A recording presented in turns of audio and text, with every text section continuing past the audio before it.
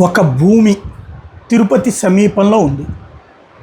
ఆ కొనుక్కున్నటువంటిది ఆర్డీఓ దంపతులు. ఈ మధ్యనే చిత్తూరుది పెద్ద వివాదం గుర్తుంది కదా. ఆర్డీఓ దంపతులు కొనుక్కున్నటువంటి భూమి వాల్యూ దాదాపుగా 100 కోట్లు ఉంటుందని వాళ్ళు అంటున్నారు, లేదా 50-60 కోట్లు ఉంటుందని ఇంకో లెక్క.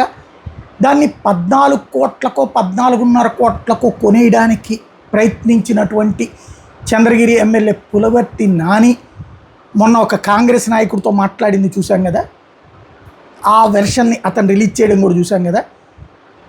ఇక్కడ మరి ప్రభుత్వం ఏం చేసిందో తెలియదు. ఎంక్వైరీ చేసిందా, కేసు పెట్టిందా అంటే నథింగ్, ఏం కనిపించట్లేదు. ఆ రోజున ఆయన వార్నింగ్ ఇచ్చినటువంటి, అంటే ఆయన ఒక జడ్జి గారి గురించి మాట్లాడారు కదా, వాడు అమ్మలు అక్కలు అంటూ. నేను ఆ వీడియో పెట్టినప్పుడు దాని కింద కామెంట్స్ చూస్తే నాకు ఆశ్చర్యం వేసి, మనం బెంగాల్లో ఉన్నామా, బీహార్లో ఉన్నామా, ఆఫ్ఘనిస్తాన్లో ఉన్నామా అని. కొంతమంది నీకు మూడిందిరా, అట్లాంటి ట్రాప్ లేరా, ఇట్లాంటిదంటే మనం ఎక్కడికి పోతున్నాం? మనం బ్రతుకోవాలనుకుంటున్నామా? సమాజంలో ఎలా బతికినా పర్లేదు అనుకుంటున్నామా? మనకి కాకుండా ఎవడు చచ్చిపోయినా పర్లేదు, మన ఆస్తి మన కుటుంబం సేఫ్గా ఉంటే చాలనుకుంటున్నామా? నాకేం అర్థం కాలేదు అసలు. ఆ కామెంట్ చూశాక నేను అసలు నాకైతే ఒక విచిత్రం అనిపించింది. నేను ఏ సమాజంలోకి వస్తున్నాను అసలు? ఎందుకంటే ఒకప్పుడు బెజవాడ రౌడీజానికి పోటీ పడింది చిత్తూరు రౌడీజ్. చిత్తూరు జిల్లాలో కూడా కాదు, చిత్తూరు నగరంలోనే ఉండే ఆ దారుణమైనటువంటి పరిస్థితి. రెక్కీలు, మర్డర్లు, గొడవలు, అరాచకాలు, అక్కడ గ్రూపుల వ్యవహారాలు ఇవన్నీ. ఒకప్పుడు ఇట్లాంటి వాటిని కఠినంగా నియంత్రించినటువంటి చంద్రబాబు నాయుడు గారు ముఖ్యమంత్రి అయి ఉన్నారు. అలాంటి వాటితో ఇట్లాంటి ఇన్ఫర్మేషన్ వస్తే వెంటనే బొక్కలో దోసేస్తారన్నటువంటి నమ్మకం కలిగినటువంటి వ్యక్తిని నేను. తీరా చూస్తే ఆ కామెంట్లో అది చూస్తుంటే ఏమోలే, బయటికి చెప్పకుండా, ఎందుకంటే పార్టీకి డ్యామేజ్ జరగకుండా, ప్రభుత్వానికి డ్యామేజ్ జరగకుండా అక్కడ కంట్రోల్ చేశారేమో అనుకున్నాను. ఇప్పుడు కొద్దిసేపటి క్రితం ఆ రిటైర్డ్ జడ్జి గారు ఇప్పుడు లాయర్గా చేస్తున్నటువంటి గురప్ప నాయుడు గారికి రెక్కీ నిర్వహించారన్నటువంటిది సంచలనం సృష్టిస్తోంది. ఆయనే స్వయంగా, అంటే వాళ్ళ ఆఫీస్ దగ్గర పెట్టినటువంటి సీసీ కెమెరాల్లో కొంతమంది రెక్కీ చేశారన్నటువంటి విషయాన్ని గమనించి, అంటే అక్కడ ఏంటి, ఈ మధ్యకాలంలో కొన్ని విచిత్రమైనవి జరుగుతున్నాయి. సినిమాల్లో చూస్తుంటాం మనం, ముసుగులు వేసుకుని వచ్చేసి గబక్కన కొట్టేయడం, వెళ్ళిపోవడం అన్నటువంటి. అట్లాంటి గొడవలు దాదాపుగా 20-30 జరిగినాయి అన్నది డిజిటల్ మీడియాలో తప్పించి మెయిన్ స్ట్రీమ్ మీడియాలో కూడా రావడానికి వెనకాడుతున్నటువంటి రోజులు. అలాంటి సిచ్యువేషన్లో తిరుపతిలోని ఎంఆర్పల్లి ప్రాంతంలో ఉన్న రిటైర్డ్ జడ్జి గురప్ప నాయుడు గారి కార్యాలయం వద్ద గుర్తు తెలియని వ్యక్తులు అనుమానాస్పదంగా సంచరిస్తూ రెక్కి నిర్వహించిన ఘటన కలకలం రేపింది. కార్యాలయం పరిసరాల్లో వాళ్ళ కదలికలు సీసీ కెమెరాలు రికార్డు కావడంతో తనకు ప్రాణహాని ఉందని గమనించారు. ఇప్పుడు లాయర్గా చేస్తున్నటువంటి మాజీ న్యాయమూర్తి, దాదాపు 20-28 ఏళ్ళు జడ్జిగా చేశారు ఆయన. 10-12 ఏళ్ల నుంచి లాయర్గా చేస్తున్నారు.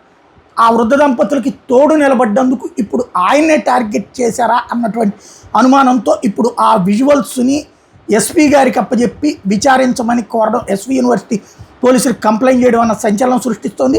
తిరుపతి రూరల్ మండలంలోని అవిలాల గ్రామం సర్వే నెంబర్ 476/1లో ఉన్నటువంటి 3.17 ఎకరాల భూమి ఎవరైతే రిటైర్డ్ ఆర్డీఓ ద్వారకానాథ్ రెడ్డి కొనుగోలు చేసి తన భార్య వనజాక్షి మీద రిజిస్టర్ చేసిన భూ వివాదానికి సంబంధించి తను గురప్ప నాయుడు వేసిన పిటిషన్తోనే వివాదం నెలకొంది. బాధితులతో కలిసి మీడియా సమక్షంలో ఆ భూమికి సంబంధించిన వాస్తవాలను బయటపెట్టడం. ఈ నేపథ్యంలో గత 2 రోజులుగా అటు ఎమ్మెల్యే గారి వర్గానికి ఇటు గొడవ నడుస్తోంది. వీళ్ళేం ఫ్యాక్షనిస్టులు కాదు, తమ భూమిని తాము కాపాడుకోవడానికి ఆ రిటైర్డ్ ఆర్డీఓ, అంటే సబ్ కలెక్టర్, మ్యాజిస్ట్రియల్ పవర్స్ ఉన్నాయి. ఈయన మ్యాజిస్ట్రేట్గా చేసిన ఆయన, మ్యాజిస్టీరియల్ పవర్స్గా ఉండి ఒకప్పుడు రిటైర్ అయినటువంటి భూమిని కాపాడుకోవడానికి మ్యాజిస్ట్రేట్గా చేసిన ఆయన లాయర్గా పనిచేస్తూ ప్రయత్నిస్తుంటే, చదువు కూడా సరిగ్గా లేనటువంటి వాళ్ళు ఇప్పుడు చంపడానికి సిద్ధపడుతున్నారంటే అసలు మనం ఎక్కడికి వెళ్తున్నాం, ఏం చేస్తున్నాం, అసలు మనం ఏ సమాజంలో ఉన్నామన్నటువంటిది ఇప్పుడు ఆలోచించాల్సిన అంశం. దీనికి సంబంధించి ఇప్పుడు ఈ ఫుటేజీని వాళ్ళు ఇచ్చున్నారు పోలీసులకి. ఏం జరిగింది ఏంటన్నది ఇక పోలీసులు దర్యాప్తు చేసి తేల్చాల్సినటువంటి అవసరం అయితే ఉంది.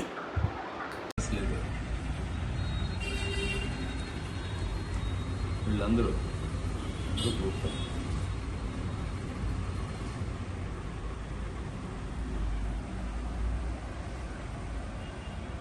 అంతమంది ప్రమాదాలు పెట్టి ఇద్దరు ముగ్గురు మళ్ళీ పోయినాడు.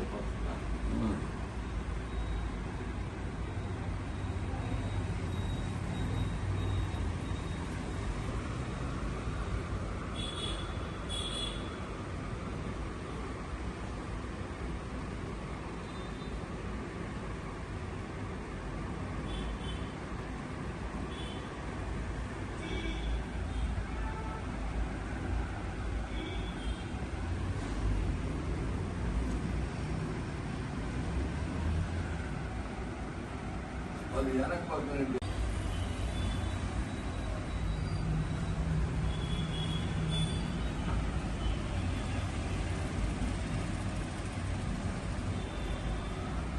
అన్న వచ్చినారు వాళ్ళు మన దగ్గరికి. ఇనుమా ఊర్లోళ్ళు పుట్టిన లంజా కొడుకు వాడెవడో వాడు ఎమ్మెల్యేగా లంజా కొడుకు ఊర్లోళ్ళు పుట్టినాడు వాడెవడో జడ్జి గాడు నా పేరు పెట్టిస్తాడు.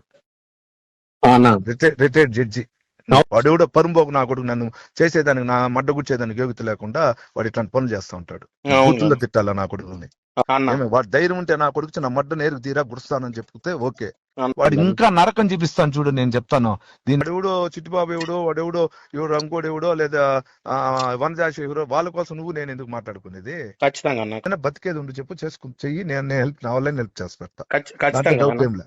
అది అట్లా మన ఫ్రెండ్షిప్ కాబట్టి నువ్వు నాకు బ్రదర్. అవునులే దీన్ని వదిలేసి మిగిలిన పని మనం చూసుకున్నావురా.